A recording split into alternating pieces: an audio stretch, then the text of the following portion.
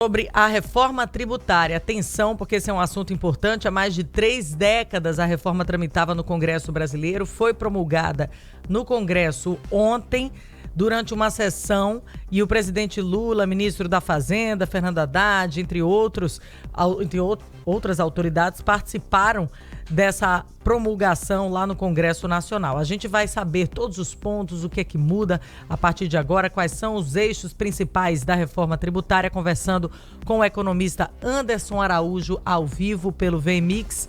Anderson, seja muito bem-vindo mais uma vez aqui ao Jornal da Mix. A gente sabe que o eixo principal da reforma tributária é a criação de um sistema de imposto sobre valor agregado, um modelo já adotado em 174 países.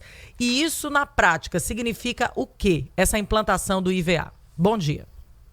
Bom dia, Thaís. Bom dia a todos os ouvintes da Mix Maceió. Tão aguardada, né, reforma tributária, ela deu largos passos, né, sobretudo no dia de ontem, com o objetivo de desburocratizar, descomplicar o nosso sistema tributário brasileiro, né. Essa discussão ela não é recente, como você bem mencionou, uma discussão que já vem sendo mencionada tanto no âmbito jurídico quanto legislativo há cerca de 2 ou 3 décadas, mas o objetivo é muito simples, né? É transformar o nosso arcabouço complexo do sistema tributário em algo mais simples, com o objetivo de diminuir a incidência de impostos tanto para pessoas físicas quanto para pessoas jurídicas. E esse primeiro momento, nessa primeira etapa da reforma tributária, com previsão de início em 2026, ela visa transformar, né, alguns tributos estaduais, municipais e federais em 3 impostos básicos. Hoje nós temos o ICMS, né, que é um imposto estadual, o ISS, que é um imposto sobre serviços municipal, PIS, COFINS e IPI, Imposto sobre Produtos Industrializados, são impostos federais.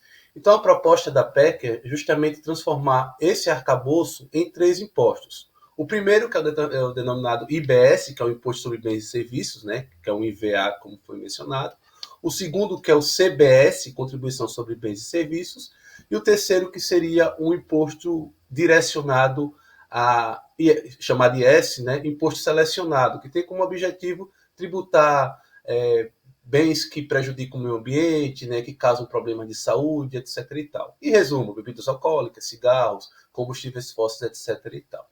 Então, qual é a grande diferença, né, dessa reforma tributária? É justamente transformar o nosso arcabouço tributário em algo mais tanto simples quanto de incidência durante todas as etapas do processo produtivo. Por isso que ele é chamado de IVA, Imposto sobre Valor Adicionado.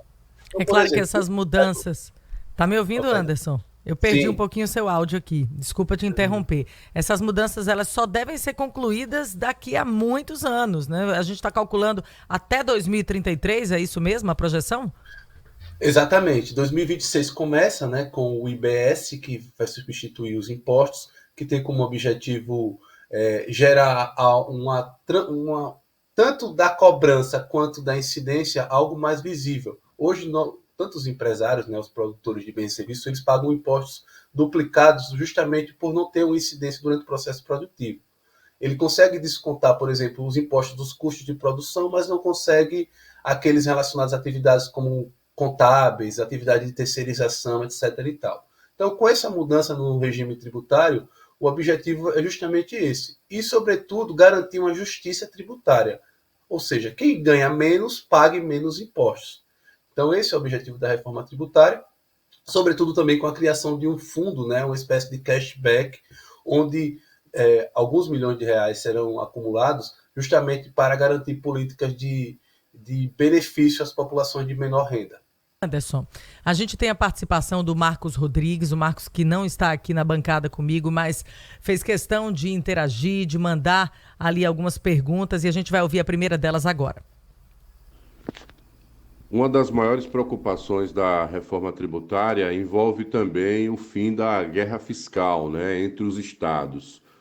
Do modo que o texto final foi aprovado e do que se espera daqui para frente, essa equação está resolvida ou ainda teremos alguns estados oferecendo privilégios em relação a outros e, de alguma forma, sendo mais atraente, para aí a presença e instalação de empresas? Obrigado, Marcos. De fato, uma das grandes vantagens que a reforma prevê é justamente o fim da guerra fiscal, né? Porque o estabelecimento do IBS, que vai substituir, sobretudo, o ICMS e ISS, ele estabelece uma cota única de 24% para todos os estados.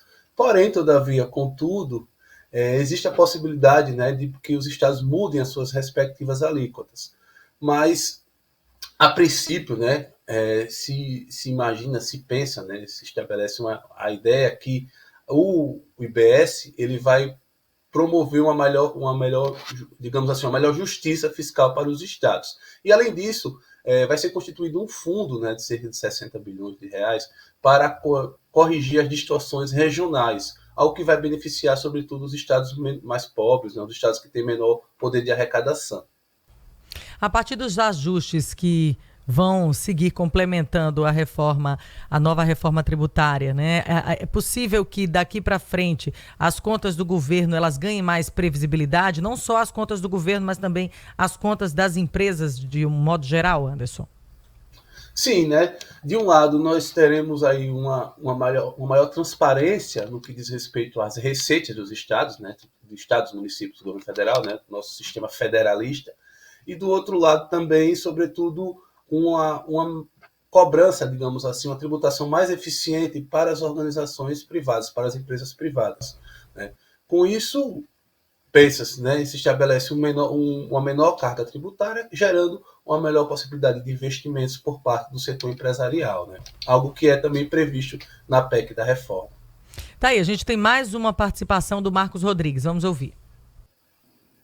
A reforma tributária ela vai ter um tempo, né, para começar de fato a operar com esses novos impostos, né, a eliminar a carga que já existe e a adoção mais leve do que foi criado. Até o início, né, dessa execução com o novo formato, o que deve acontecer?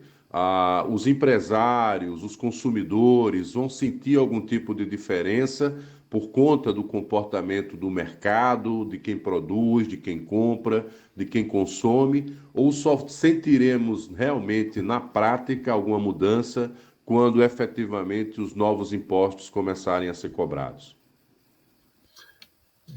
Obrigado, Marcos. De fato, a reforma está proposta de forma gradativa, né? Por exemplo, para o IBS, que é o Imposto, né, sobre Bens e Serviços, a partir de 2026, para o CBS, que é a contribuição a partir de 2029.